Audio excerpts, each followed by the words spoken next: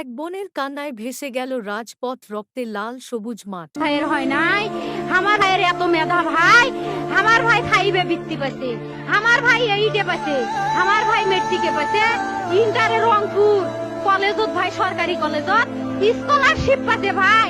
বাপে আমার খুশিতে কান্দিছে ভাই, হাই রে স্কলারশিপ পাচ্ছে ভাই। আমরা মূর্খ মানুষ জানি না এত মেধাবী ছাত্র ভাই কি জন্য সরকারে মারার অনুমতি দিল ভাই, কি জন্য? আমার ভাই রুকিয়া ভার্সিটি ইংলিশ সাবজেক্ট নিয়ে অনার্স করলো ভাই, 4 বছর হয়েছে ভাই। আমার ভাইকে আমি কইল ভাই মানে বিসিএস করে ক্যাঙ্গেরি ভাই, তোরা না করেন তো কয় সুমি এটাই এই একটা পরীক্ষা চাকরি হোক মুই চেষ্টা করিম, হোক মুই তোর আশাটাও চেষ্টা করি দেখিম করেন ভাই। মুখ ভালো লাগে মাইনছে যখন বিসিএস এর কথা কয়, মুখ কলজাটা কাঁপি ওঠে ভাই। হাই রে ওরা ক্যাঙ্গেরি পড়ছে, তোরাও ভাই করেন তো, তোমারও না মেলা মেধা হোক সুমি মুই করিম। আমার ভাই মরার বয়সী হয় নাই, আমার ভাই কৃষক মারার পারমিশন দিল, একটা পাও ভাঙ্গিল না কে, একটা হাত ভাঙ্গিল না কে। আমার ভাই তখন আপন ইচ্ছেই ঘুরি আইলো হয়, কি জন্য 4টে গুলি মারলো আমার ভাই। আমার কলজাটা মানুষ না, আমার 3টে মারি গেল না কে, আমার 3টে কি জন্য মারি গেল না? আমার ভাই এত কষ্ট করে পড়ছে ভাই, আমার বাপেই মানুষ কয়ে বেড়াইছে, আমার বাপে লেখাপড়ার খরচ দিবে পারে নাই অভাব অনটনের জন্য ভাই। হাই ভাই আমার বাপে লেখাপড়ার খরচ দেয় নাই আমার ভাই। মৃত্যুর আগে আবু সাইদ কি বলেন? আমি এখানে ইংরেজি ডিপার্টমেন্ট 12 স্টুডেন্ট।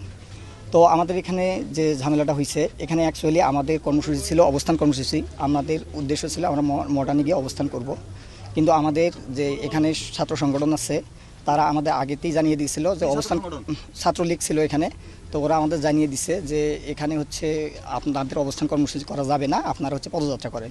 আমরা সেটাতে একমত হয়ে আমরা এখানে পদযাত্রা করার জন্য ইচ্ছুক ছিলাম, কিন্তু তারা পরবর্তীতে আমাদের আরও ফোর্স করে আমাদের যে সবার সাথে কথা ছিল আমরা হচ্ছে পদযাত্রা করে চলে আসব। কিন্তু আমাদের যখন ক্যাম্পাসের গেটে যখন চলে গেছে তখন ছাত্রলীগ সহ বাকি স্যাররা যারা আছে তারা আমাদের হচ্ছে বাধা প্রদান করছে। স্যাররা অ্যাকচুয়ালি যখন সামনে আছে তখন পিছন থেকে এবং তাদের যারা তৃতীয় পক্ষ ছিল তারা স্যারের উপর আক্রমণ করে সেই দায় আমাদের সাধারণ শিক্ষার্থীদের উপর চাপানোর চেষ্টা করছে। এই রকম যে আন্দোলন থাকে সেই আন্দোলনগুলোতে বরাবরই ছাত্র তৃতীয় পক্ষ ঢুকে এবং সাধারণ শিক্ষার্থীদের উপর দায় চাপানোর চেষ্টা করে। তাই আমি আপনাদেরকে নিশ্চিত করতেছি যে এখানে না, এখানে আমাকে ছাত্রলীগের সভাপতি আমাকে চর থাপ্পড় মারছে, এখানে উনি আমাকে নিজে স্টিল আমাকে থাপ্পড় মারছে। এখানে কথা হচ্ছিল আমাদের এখানে আমরা গত 9 দিন ধরে এখানে আমরা অনুষ্ঠান করতে সমাবেশ করতেছি, এখানে কোনো প্রকার আমাদের সাধারণ শিক্ষার্থী বিশৃঙ্খলা করে নাই, কিন্তু ওনারা আসার কারণে এই বিশৃঙ্খলা হয়েছে। এই দায়ভার সাধারণ শিক্ষার্থীদের না।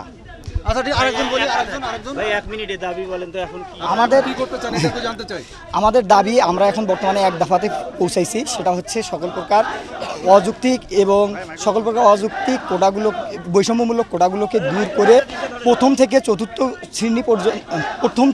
শ্রেণী পর্যন্ত যথাযথ কোটা সংস্কার করা। আর এখানে আমাদের হচ্ছে বিচার বিভাগের সাথে আমাদের কোনো সম্পর্ক নয়, আমাদের সম্পর্ক হচ্ছে নির্বাহী বিভাগের কাছে।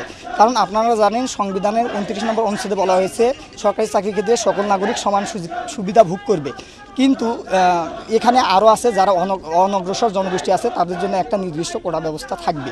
এটা কোটা ব্যবস্থা কিছু সংখ্যক অনগ্রসর জনগোষ্ঠীর জন্য এটা সাংবিধানিক অধিকার, কিন্তু 18 পরিবর্তে যেটা করা হয়েছিল